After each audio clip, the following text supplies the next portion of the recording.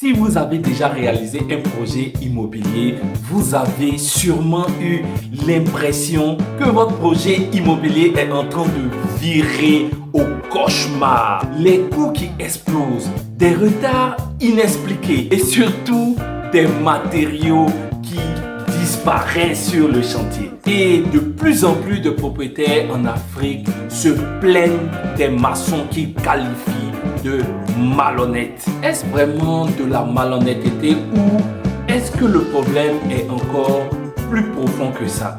Ou même, je dirais, est-ce que le maçon malhonnête est le seul responsable de l'échec du chantier, de l'échec du projet immobilier? Aujourd'hui, dans cette vidéo, nous allons analyser, vous et moi ensemble, quel est le fond du problème des maçons malhonnêtes. Je vais vous révéler ce qui se cache réellement derrière ces comportements-là et qui en sont les responsables. Et à la fin de cette vidéo-là, vous aurez les clés pour ne plus jamais vous faire avoir par un maçon et vous saurez comment vous comporter pour que ce phénomène ne vous arrive pas. Donc, restez jusqu'à la fin de cette vidéo-là. Bonjour à tous, je suis Stéphane Kakou et si vous ne me connaissez pas encore sur cette chaîne-là, ici nous parlons d'immobilier. Moi, je suis entrepreneur et je suis multi-investisseur dans le secteur de l'immobilier en Côte d'Ivoire. Alors, pour tous ceux qui souhaitent construire, pour tous ceux qui ont un projet immobilier en cours ou à venir, vous pouvez me contacter afin de voir si je peux vous aider dans la réalisation de votre projet là. Parce que de plus en plus, j'accompagne des maîtres d'ouvrage, des personnes qui ont un projet de réaliser leur maison, de réaliser de l'investissement dans l'immobilier en Afrique. Et si vous êtes intéressé, c'est en dessous de cette vidéo. Tous mes contacts y sont. Contactez-moi afin que je puisse voir si je peux vous aider dans la réalisation de votre projet immobilier. Alors, sans plus tarder, nous rentrons dans le vif du sujet avec la définition du maçon afin que vous puissiez comprendre selon le dictionnaire Larousse. Alors, c'est quoi ou bien c'est qui un maçon? Et surtout, ne pas faire l'amalgame avec le franc-maçon. C'est un maçon. Alors, selon le dictionnaire, un maçon est un ouvrier qui exécute les travaux de bâtiment. C'est-à-dire, il fait les cloisons, il monte les murs, il fait la fondation, il fait du chaînage, il mélange le ciment et j'en passe. Si je vous ai donné la définition du maçon, c'est pour que vous puissiez bien comprendre le rôle de chaque corps de métier dans la réalisation d'un projet immobilier. Parce que en tant que maître d'ouvrage, c'est-à-dire vous qui souhaitez construire, je pense que beaucoup de personnes font l'amalgame entre les différents corps de métier qui interviennent dans la réalisation de leur futur projet et ils confient tout au maçon et après ils se plaignent que le maçon est malhonnête. Attention, je dis pas que tous les maçons sont malhonnêtes, mais ce que je dis c'est que un maçon c'est déjà un exécutant, c'est quelqu'un qui exécute. D'accord? Donc, ça veut dire qu'il est sous la coupole, d'accord, d'une structure, d'une entreprise qui l'emploie afin qu'il exécute un projet. Donc, il faut bien comprendre. Vous qui confiez directement vos projets aux maçons, il y a un problème. Parce qu'un projet immobilier ne se conçoit pas par un maçon. Je ne dis pas qu'il n'y a pas des maçons d'un certain niveau qui sont peut-être des techniciens, ça arrive, afin qu'ils puissent réaliser toute l'étude concernant la réalisation de votre projet. Mais un maçon en lui-même, d'accord, ne peut pas aujourd'hui s'engager dans la réalisation d'un projet immobilier. Pourquoi? Parce que déjà en Afrique, nos ouvriers et surtout nos maçons ont appris sur le tas. Ça, c'est la première des choses. Donc, le fait d'avoir appris sur le tas fait que ces personnes-là ont une façon de travailler qui est calée dans leur tête. Et beaucoup de maîtres d'ouvrage aujourd'hui disent que voilà, mon maçon, il a 20 ans, 30 ans, 40 ans d'expérience. Je vous dis que le fait d'avoir 10 ans d'expérience en tant que maçon, 20 ans d'expérience en tant que maçon ne veut rien dire. Moi-même, ça fait plus de 10 ans que je suis dans l'immobilier, mais chaque chantier a sa particularité, chaque chantier a ses problèmes et il faut suivre les différentes étapes pour que votre projet puisse réussir. Alors, revenons aux maîtres d'ouvrage qui confient leur projet à des maçons, d'accord? Ce qu'il faut savoir, c'est qu'un projet immobilier se réalise, se conçoit en plusieurs phases. La phase d'étude, déjà, très souvent les maçons sont limités dans ça. Et je vous dis que la phase d'étude reste la phase la plus importante d'un projet immobilier. Ensuite, il y a la phase de réalisation.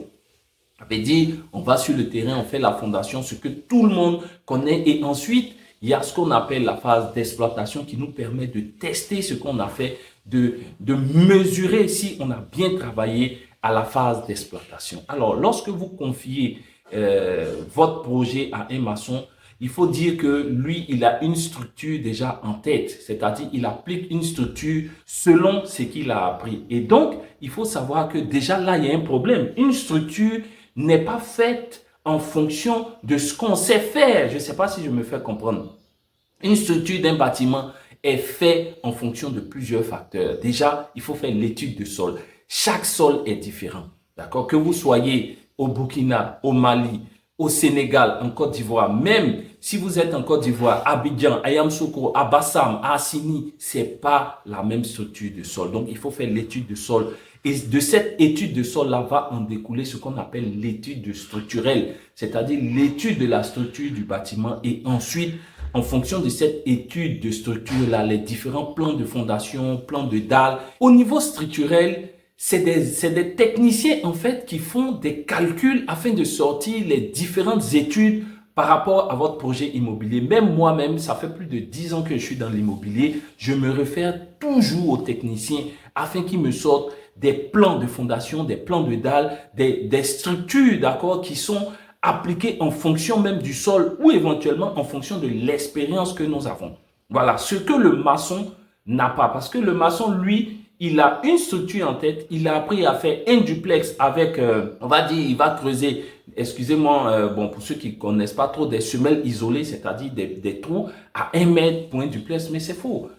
À Bingerville, nous, on a réalisé des études de sol qui nous ont demandé de faire les semelles isolées, par exemple, à 1 mètre et demi, 1 mètre 60. Et dans le même Bingerville, on a réalisé aussi des études sur des sols qui nous ont demandé de faire des projets à 1 mètre. Donc, il faut savoir que déjà, concernant ça, le maçon, il est très limité. Ensuite, il faut savoir que le maçon, en termes de devis, lui, il vous fait un devis au départ qui est le plus moins cher possible afin que vous puissiez rentrer dans le projet. Et une fois que vous êtes dans le projet, très souvent, ils vont vous dire, patron, il manque ceci, il faut qu'on achète cela. Et au final, quand vous calculez le coût du projet avec les risques que ça encourt, les erreurs que ça encourt, vous êtes vraiment, vous construisez plus cher même que lorsque vous vous approchez d'un entrepreneur comme moi ou d'un architecte ou des corps de métier qui font que vous réalisez votre projet selon les normes de construction.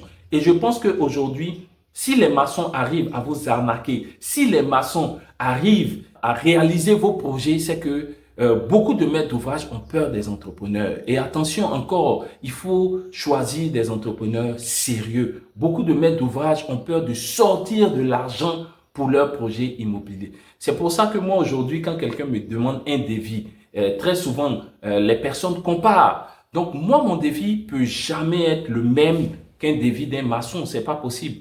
Parce que nous, déjà, on fait intervenir plusieurs corps de métier. Même avant de sortir le devis, il nous faut les plans, il nous faut les études, il nous faut plusieurs choses qui font que aujourd'hui, on ne peut pas avoir les mêmes coûts qu'un maçon. Mais il faut savoir que il y a de très bons maçons. Je ne veux pas aussi casser le sucre sur le dos de ces personnes que nous-mêmes on utilise pour travailler. Mais comme je le dis, un maçon est un ouvrier qui exécute. D'accord? Donc, il doit être sous la coupole d'un technicien, il doit être sous la coupole d'une structure afin de lui dire voici comment on exécute, voici comment on doit se comporter. Sur ce projet-là, voici ce que l'étude a demandé, voici comment tu montes le mur, voici comment tu fais la fondation, voici, et j'en passe. Et c'est comme ça qu'on utilise un maçon. Bon, il faut dire aussi qu'il y a de très bons maçons. Et aujourd'hui, au niveau des maçons, la profession évolue. Il y a le chef maçon, il y a le patron des maçons et tout ça. Mais un maçon reste un ouvrier qui exécute. Si c'est un chef maçon, ça veut dire que il a sous son aile plusieurs maçons, d'accord, qui travaillent avec lui. Mais ça ne veut pas dire forcément qu'il peut conduire, qu'il peut prendre la place d'un maître d'ouvrage aujourd'hui, qui est celui-là même qui gère tous les corps d'État, depuis l'architecte, depuis la conception même des plans, depuis les études de structure jusqu'à la réalisation du projet. C'est pas la même chose. Donc, je vous en prie, un maçon aussi a cette possibilité-là de pouvoir être un maître d'ouvrage s'il est bon, s'il est instruit, parce qu'il y a des maçons qui sont instruits. Je ne veux pas cracher sur tout le monde, mais en Afrique, très souvent, il faut reconnaître que nos maçons ont appris sur le tas. Et beaucoup d'entre eux-mêmes ne sont pas lettrés. Beaucoup d'entre eux ne sont pas allés à l'école. C'est pas leur tort. Mais je veux dire que le fait d'envisager un projet immobilier, c'est pas la réalisation, c'est pas les fouilles. Non, c'est pas ça qui fait un projet immobilier. C'est un ensemble, depuis l'architecte, depuis les calculs de structure, au risque de me répéter, jusqu'à la réalisation du projet. Alors, aujourd'hui, moi, je pense que si les maçons vous arnaquent, si les maçons arrivent à soutirer de l'argent, à vous soutirer de l'argent, c'est que déjà le premier responsable, c'est vous, excusez-moi, parce que vous êtes braqué sur les coûts. Aujourd'hui, je veux dire qu'on peut réduire les coûts de construction. Donc, un projet immobilier, il faut s'impliquer dans le projet immobilier. La plupart du temps, des maîtres d'ouvrage qui veulent construire, ils mettent tout, d'accord, dans la main de l'entrepreneur ou bien tout dans la main du maçon. Mais il faut savoir que si la personne n'est pas sérieuse, c'est normal qu'il se serve. Voilà. Et si la personne est sérieuse, il vous fait les points régulièrement et votre projet avance. Mais il faut payer le prix. Parce que quelqu'un qui est sérieux, il ne va pas prendre votre argent, mais il faut qu'il soit rémunéré. Mais quelqu'un qui n'est pas sérieux, il vous donne une main-d'œuvre très basse, mais il se rattrape sur le vol du matériel ou sur la surfacturation du matériel. Et ça, je veux dire que ce n'est pas correct. Donc, en tant que maître d'ouvrage, essayez avant de vous lancer dans un projet immobilier de peser le pour et le contre, avec qui vous devez travailler, comment vous devez travailler. Alors, si vous aimez cette vidéo-là, je vous invite à me mettre un gros pouce bleu, à liker cette vidéo, à partager cette vidéo afin de faire grossir cette magnifique communauté. Merci beaucoup à vous. Alors, chose promise, chose due, si vous êtes encore en train de suivre cette vidéo-là, je vous donne des astuces et des conseils afin d'éviter de vous faire avoir par ces maçons soi-disant malhonnêtes ou simplement ces maçons indigents.